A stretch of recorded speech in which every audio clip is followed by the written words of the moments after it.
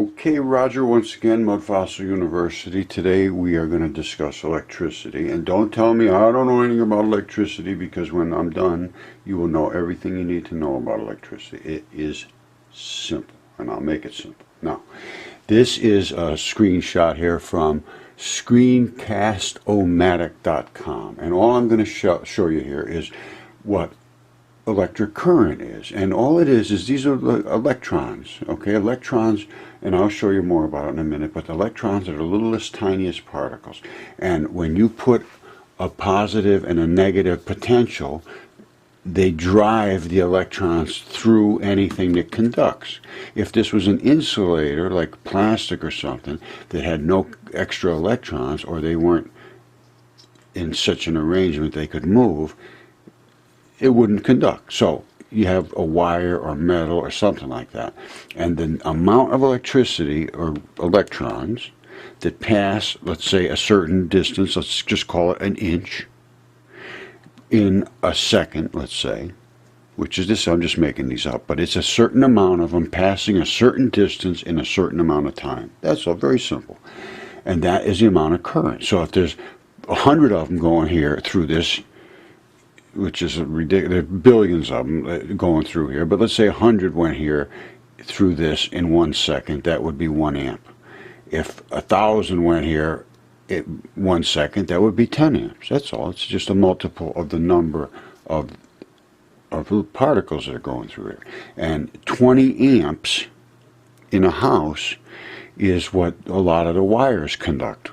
And that means you can run all 4 or 5 different appliances off of that one single wire with a 20 amp circuit breaker. And a circuit breaker is nothing more than if you exceed 20 amps through that little device, it clicks and opens, and then no more conduction, and that saves your house from burning down. Alright, what you were just looking at is the electrons, which are these little tiny things all around there. That was what I was showing in that wire going through there for conduction.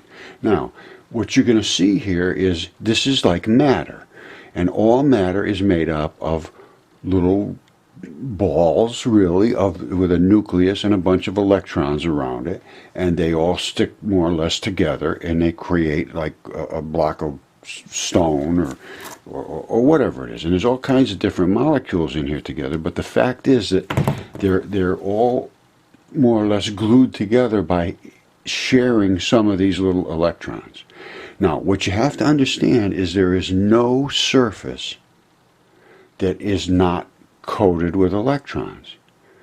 You can't get to this surface. You have to have this surface. And even if you add another one here, it's going to add in like this, or it's going to add over here or up here. You always are going to have an outer surface of electrons. All right? That's important, because what you're doing, the outer surface of these electrons has 2 possibilities. It either there's no loose electrons in here at all, but there's so many electrons in the matter that's in here, and they're so loosely arranged, but there's no extra ones, but they're loose, and if you inject some in, they'll just push them through there. And that's a conductor, and that may well happen. Or there may be actual additional electrons that are just sort of floating through the matrix of this, and there's a lot of extra minuses, and they're just hanging around looking for some place to go. And when you hit them with electricity, shush, they go flying through there very simply. Now, I'm not sure which one it is, to be perfectly honest with you. But I do know that outside of all matter is ether. And ether is these little things, but they're not within the polarity of a nucleus. All right, they're not within the polarity of a nucleus, so they are not attracted to that nucleus enough, and they sort of hang around out on the outside edges. You collect them as static, and I collect them as static and so forth. You walk around, I will show you now that they are seen in the magnetic fields created as light from laser and accelerated light passes through the particles. They create a very, very visible magnetic field. Alright, if you've been following this at all, you've seen this a zillion times, but this is nothing more than a laser pulsed red laser coming through just general darkened space, no particulates in the space. These, I believe, are all the little ether particles, and as it passes through them, it creates basically a shock wave. I've shown this many times.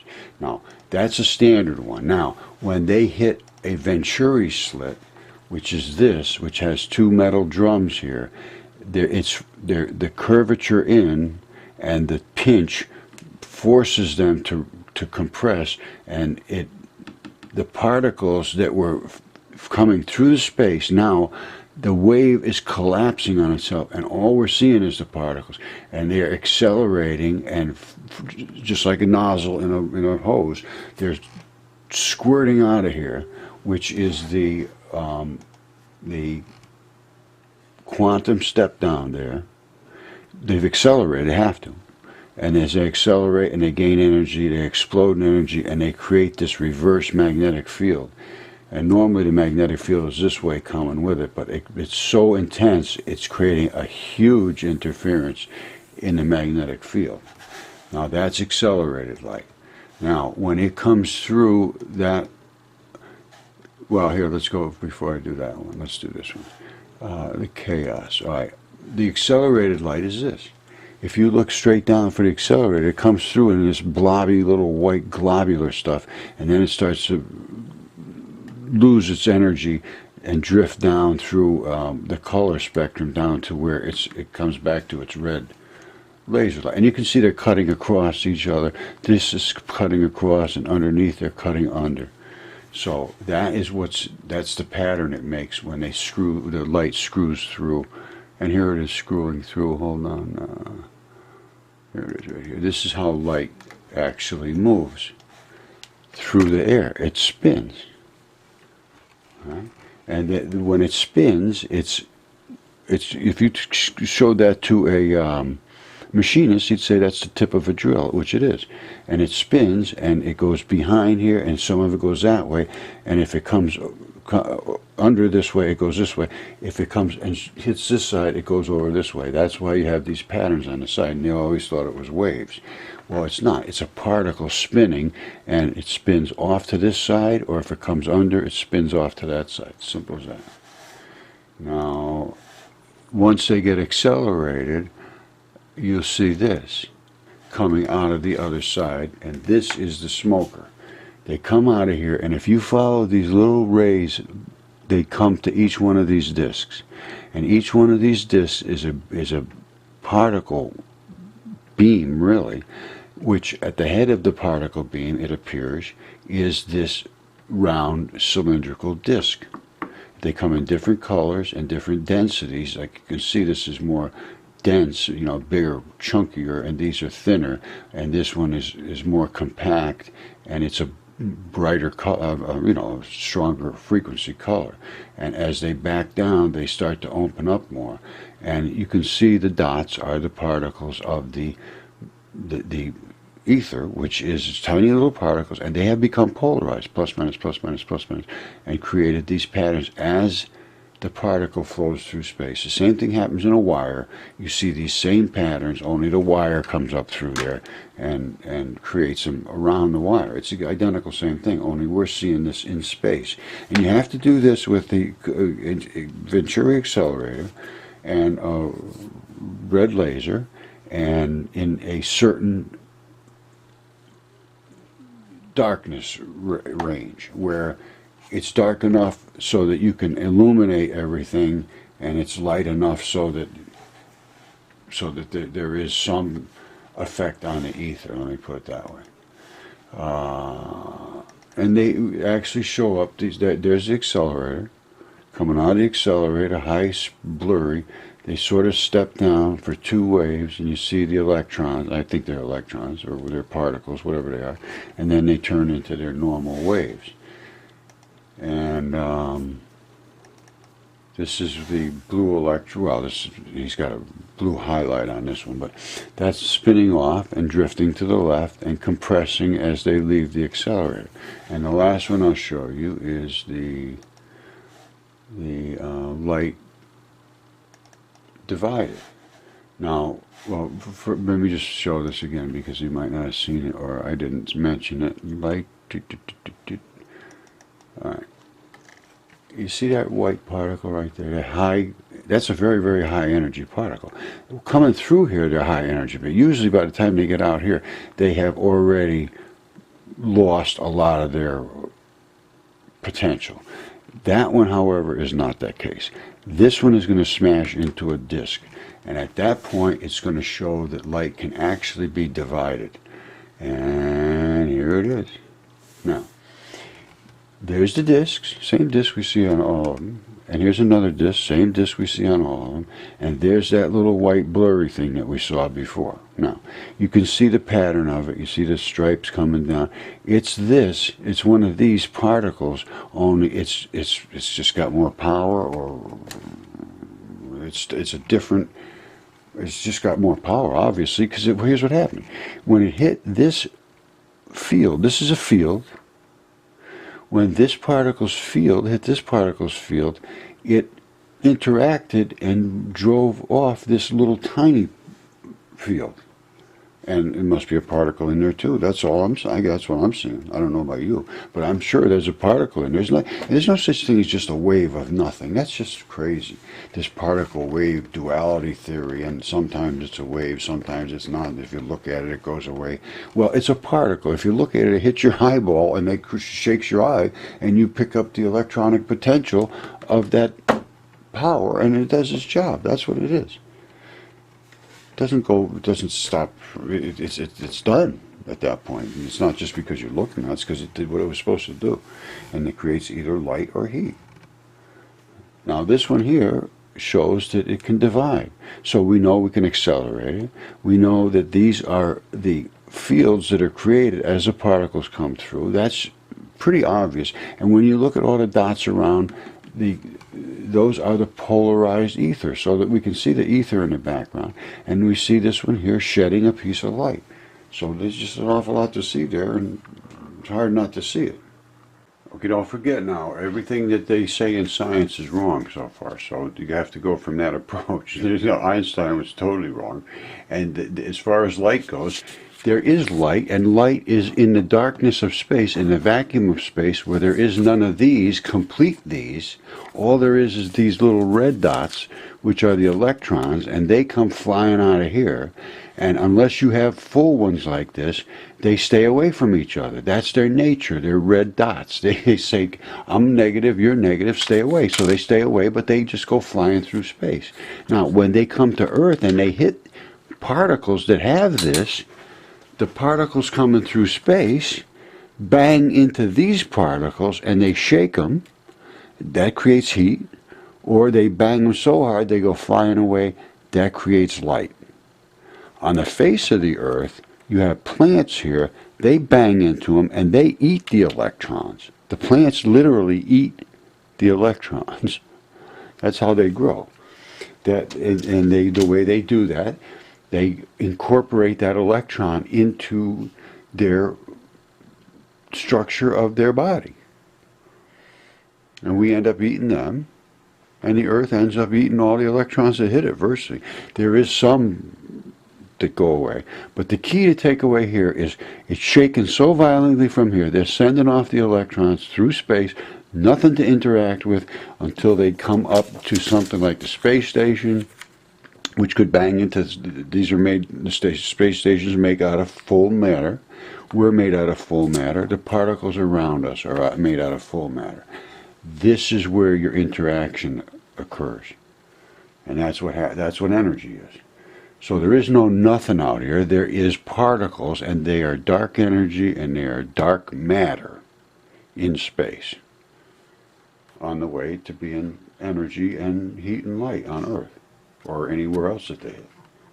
Alright, this is a process, so don't worry if you go, I'm not sure I'm picking all this up. You can always go back over it, so there's no charge. You can stop and rewind and go again. It is very, very simple. It really is. In outer space, you don't have any of these. You don't have these things. You only have these. These are the ether. And that's what's being thrown off of the sun. Because the sun is nothing more than a big glob of these, and you got a bunch of these little things on the edge, and they shake so bad, choom, they go flying off. So that is what the nature of electrons and matter is. So let's go from there.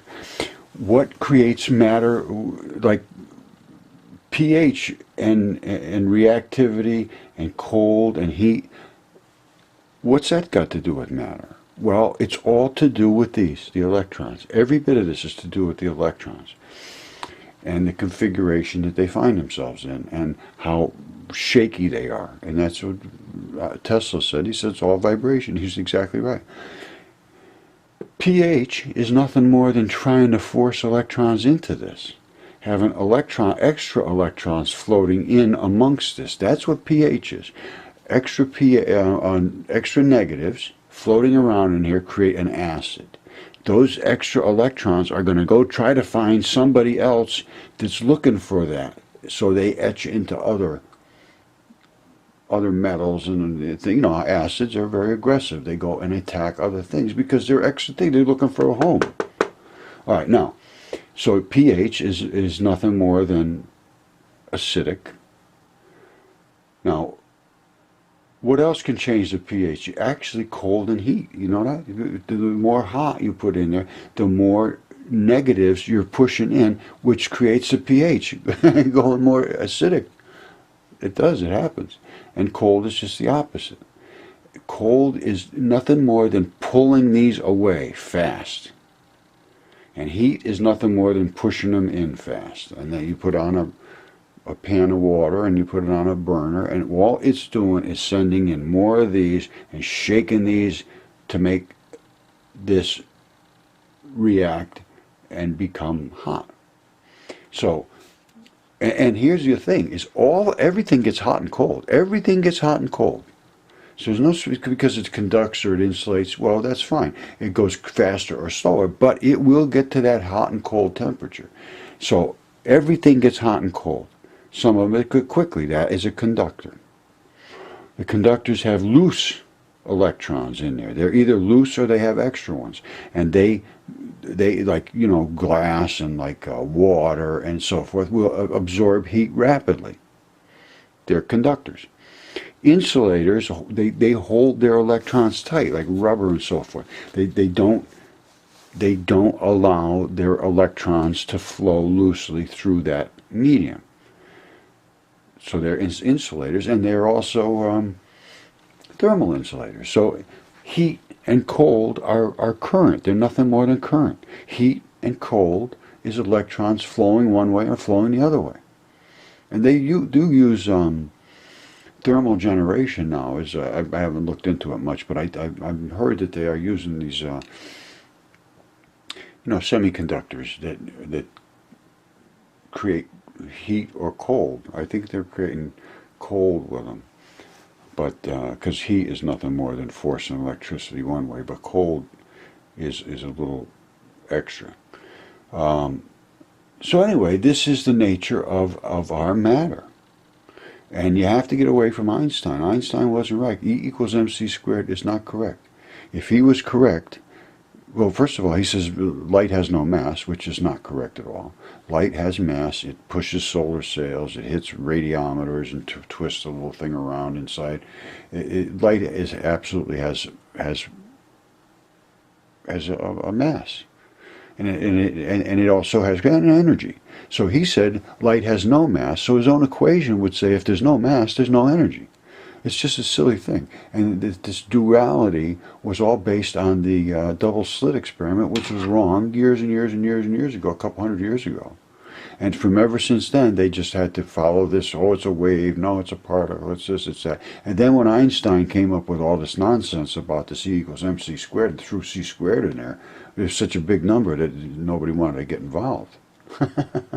And it means nothing whatsoever because c squared never changes in Einstein's world, which is also wrong. Light can very easily be accelerated, and I showed that. But in his world, c squared was nothing more than just times 1. It was literally times 1. It had no meaning whatsoever. But when they saw c squared, and they said, oh, it means this big number, that was it. That was it. I mean, I tell you, the minds in science that make up the things that we have to accept are the weakest minds among us. Once they take an opinion, and the arrogance and the steadfast denials are absolutely stunning. Stunning is the only word I can say. So, come to Mud Fossil University, up on YouTube, free reality. The only, literally, and I'm saying this is a fact in my mind possibly, but it's a fact as far as I can determine. Mud Fossil University is the only university on the face of this planet right now dedicated to pursuing truth. The other ones, oh, I think it's University of Chicago, something like that. Oh, yeah, we're the Truth Factory. One of them out there. I'm not saying for sure it was them, but it was one of them out there. And nobody ever, not one single one of them will contact me back. And when I present the evidence, it's undeniable. They just go away. So anyway, Mud Fossil University, once again, the citadel of truth. A veritable oasis in a desert of delusion.